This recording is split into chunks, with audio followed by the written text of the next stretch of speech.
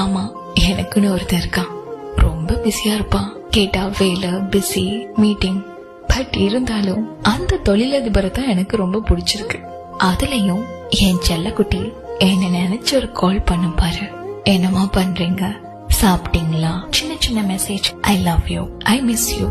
So இந்த மாதிரி குட்டி குட்டி மெசேஜஸ் போட்டு நான் உன் கூட தான் இருக்கேன், நான் எவ்வளவு பிஸியா இருந்தாலும் உன் பக்கத்துல தான் இருக்கேன் அப்படின்னு ஒரு கனெக்ஷனை கொடுத்துட்டே இருப்பாரு. அது லவ் பாண்டிங்.